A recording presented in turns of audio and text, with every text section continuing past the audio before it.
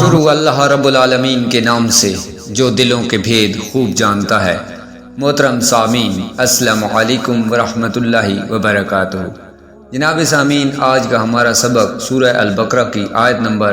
43 سے شروع ہوگا۔ ترجمہ: اور نماز قائم رکھو اور زکوٰۃ ادا کرو اور رکوع کرنے والوں کے ساتھ رکوع کرو۔ آیت کریمہ کے شروع میں آیا ہے اور نماز قائم رکھو۔ اس سے پہلی آیتوں میں یہودیوں کو ایمان لانے کا حکم دیا گیا، پھر انہیں حق اور باطل کے ساتھ ملانے اور نبی کریم صلی اللہ علیہ وآلہ وسلم کی نبوت کے دلائل چھپانے سے منع کیا گیا۔ اب ان کے سامنے وہ شرعی احکام بیان کیے جا رہے ہیں جو ایمان قبول کرنے کے بعد ان پر لازم ہیں۔ چنانچہ فرمایا گیا کہ اے یہودیوں، تم ایمان قبول کر کے مسلمانوں کی طرح 5 نمازیں ان کے حقوق اور شرائط کے ساتھ ادا کرو، اور جس طرح مسلمان اپنے مالوں کی زکوٰۃ ادا کرتے ہیں اسی طرح تم بھی اپنے مالوں کی زکوٰۃ دو، اور میرے پیارے حبیب محمد مصطفیٰ صلی اللہ علیہ وآلہ وسلم اور ان کے صحابہ کرام رضی اللہ تعالی عنہم کے ساتھ باجماعت نماز ادا کرو۔ اب باجماعت نماز ادا کرنے کی اہمیت اور فضائل کیا ہیں؟ اس آیت میں جماعت کے ساتھ نماز ادا کرنے کی ترغیب بھی ہے، اور احادیث میں جماعت کے ساتھ نماز ادا کرنے کے کثیر فضائل بیان کیے گئے۔ چنانچہ حضرت عبداللہ بن عمر رضی اللہ تعالی عنہ سے روایت ہے کہ نبی کریم صلی اللہ علیہ وآلہ وسلم نے ارشاد فرمایا، جماعت کے ساتھ نماز پڑھنا تنہا پڑھنے سے 27 درجہ زیادہ فضیلت رکھتا ہے۔ حضرت عثمان غنی رضی اللہ تعالی عنہ کے غلام حضرت حمران رضی اللہ تعالی عنہ سے روایت ہے کہ حضور اقدس صلی اللہ علیہ وآلہ وسلم نے ارشاد فرمایا، جس نے کامل وضو کیا پھر فرض نماز کے لیے چلا اور امام کے ساتھ نماز پڑھی، اس کے گناہ بخش دیے جائیں گے۔ اسی طرح حضرت ابو ہریرہ رضی اللہ تعالی عنہ سے روایت ہے کہ حضور اقدس حضور پرنور صلی اللہ علیہ وآلہ وسلم نے ارشاد فرمایا، جو اچھی طرح وضو کر کے مسجد کو جائے اور لوگوں کو اس حالت میں پائے کہ وہ نماز پڑھ چکے ہیں تو اللہ تعالیٰ اسے بھی جماعت سے نماز پڑھنے والوں کی مثل ثواب دے گا اور ان کے ثواب سے کچھ کم نہ ہوگا۔ اب نماز کی اہمیت کے متعلق بزرگان دین کے نزدیک جو باجماعت نماز ادا کرنے کی اہمیت ہے کس قدر تھی، اس کا اندازہ آپ ان 2 احکامات سے لگائیں جو میں بیان کروں گا۔ نمبر 1 کہ حضرت عبداللہ بن عمر رضی اللہ تعالیٰ عنہ سے فرماتے ہیں کہ حضرت عمر فاروق رضی اللہ تعالیٰ عنہ اپنے ایک باغ کی طرف تشریف لے گئے۔ جب واپس ہوئے تو لوگ نماز عصر ادا کر چکے تھے۔ یہ دیکھ کر آپ رضی اللہ تعالیٰ عنہ نے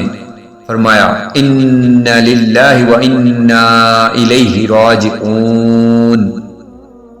اور فرمایا ارشاد، میرے عصر کی جماعت فوت ہو گئی، لہذا میں تمہیں گواہ بناتا ہوں کہ میرا باغ مساکین پر صدقہ ہے تاکہ یہ اس کام کا کفارہ ہو جائے۔ اب دوسرا جو قول ہے کہ حضرت حاتم عاصم رحمۃ اللہ علیہ فرماتے ہیں کہ ایک مرتبہ میری باجماعت نماز فوت ہو گئی تو حضرت ابو اسحاق بخاری رحمۃ اللہ علیہ کے علاوہ کسی نے میری تعزیت نہ کی، اور اگر میرا بچہ فوت ہو جاتا تو 10,000 سے زیادہ افراد مجھ سے تعزیت کرتے، کیونکہ لوگوں کے نزدیک دینی نقصان دنیاوی نقصان سے کم تر ہے۔ اللہ تعالیٰ سب مسلمانوں کو باجماعت نماز ادا کرنے کی توفیق عطا فرمائے۔ اب اس سے اگلی آیت کریمہ آیت نمبر 44۔ ترجمہ: کیا تم لوگوں کو بھلائی کا حکم دیتے ہو اور اپنے آپ کو بھولتے ہو، حالانکہ تم کتاب پڑھتے ہو، تو کیا تمہیں عقل نہیں؟ آیت کریمہ کے شروع میں ہے، کیا تم لوگوں کو نیکی کا حکم دیتے ہو؟ یہ آیت مبارکہ ان یہودی علماء کے بارے میں ہے جن سے ان کے مسلمان رشتہ داروں نے دین اسلام کے متعلق دریافت کیا تو انہوں نے کہا، تم اس دین پر قائم رہو محمد صلی اللہ علیہ وآلہ وسلم کا دین حق اور کلام سچ ہے، یہ ان یہودیوں کے حق میں نازل ہوئی جنہوں نے مشرکین عرب کو حضور اقدس صلی اللہ علیہ وآلہ وسلم کے مبعوث ہونے کی خبر دی تھی اور حضور پرنور صلی اللہ علیہ وآلہ وسلم کی پیروی کرنے کی ہدایت کی تھی۔ پھر جب حضور پرنور صلی اللہ علیہ وآلہ وسلم مبعوث ہوئے تو یہ ہدایت کرنے والے حسد سے خود کافر ہو گئے، تو انہیں فرمایا گیا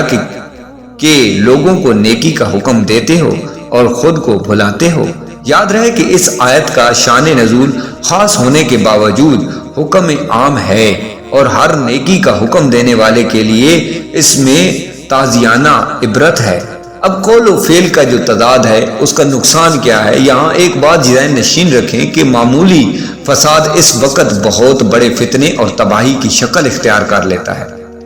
جب اس کا ارتکاب کرنے والے خود وہ لوگ ہوں جو دوسروں کو تو بھلائی کا حکم دیتے ہیں، لیکن جب ان کے عمل سے پردہ اٹھے تو معلوم ہو کہ گناہوں کے سب سے بڑے مریض یہی ہیں۔ انہیں یاد رکھنا چاہیے کہ قول و فعل کا تضاد اور خلوت اور جلوت کا فرق دنیا اور آخرت دونوں کے لیے بہت نقصان دہ ہے۔ دنیا میں تو یہ اس قدر نقصان دہ ہوتا ہے کہ ایک مرتبہ کسی کے متعلق یہ تضاد ثابت ہو جائے تو لوگ زندگی بھر اسے منہ لگانا پسند نہیں کرتے، بلکہ ایسوں کے عمل کو دیکھ کر نہ جانے کتنے لوگ ہمیشہ کے لیے دین ہی سے متنفر ہو جاتے ہیں، اور آخرت میں اس کا نقصان کتنا زیادہ ہے اس کا اندازہ اس روایت اور سے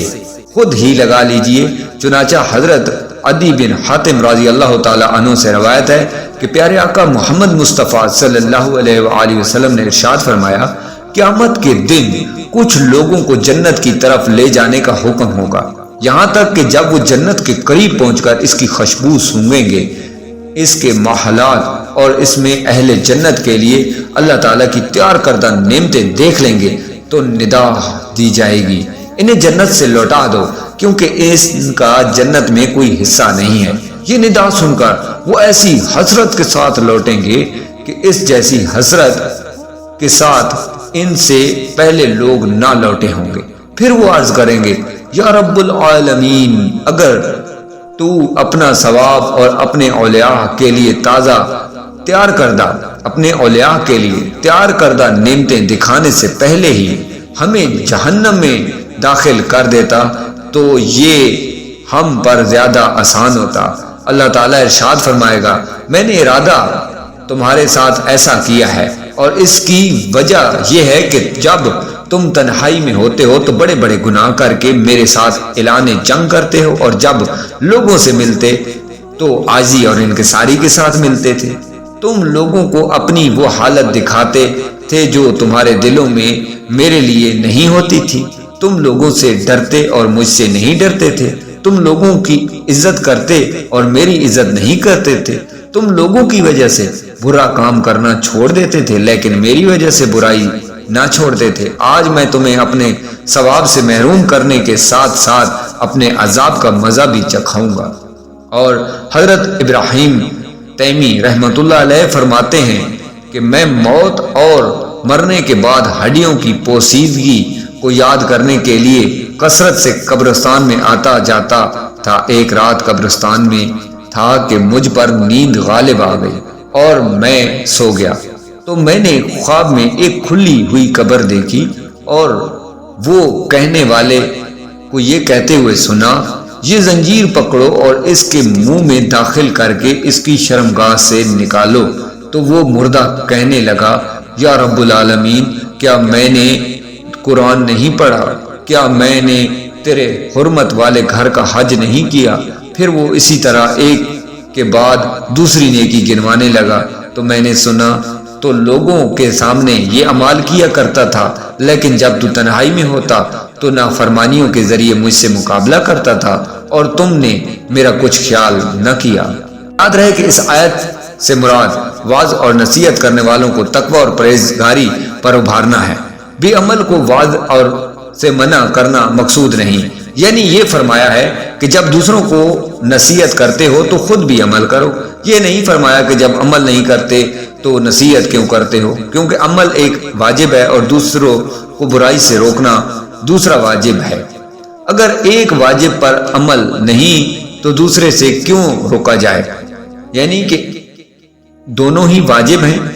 عمل کرنا بھی اور نصیحت کرنا بھی۔ اگر آپ ایک پر عمل نہیں کر رہے تو دوسروں عمل سے نہ روکا جائے بلکہ آپ دعوت دیتے رہیں۔ حضرت انس بن مالک رضی اللہ تعالیٰ عنہ فرماتے ہیں کہ ہم نے عرض کی، یا رسول اللہ صلی اللہ علیہ وآلہ وسلم، ہم اس وقت تک دوسروں کو نیک اعمال کرنے کی دعوت نہ دیں جب تک ہم خود تمام نیک اعمال نہ کرنے لگ جائیں، اور ہم اس وقت تک لوگوں کو برے کاموں سے منع نہ کریں جب تک ہم خود تمام برے کاموں سے روک نہ جائیں۔ تو ہمارے پیارے آقا محمد مصطفیٰ صلی اللہ علیہ وآلہ وسلم نے ارشاد فرمایا، ایسا نہ کرو بلکہ تم نیک اعمال کرنے کا حکم دو، اگرچہ تم خود تمام نیک اعمال نہیں کرتے، اور برے اعمال کرنے سے منع کرو اگرچہ تم تمام برے اعمال سے باز نہیں آئے۔ حضور ایسا کوئی انتظام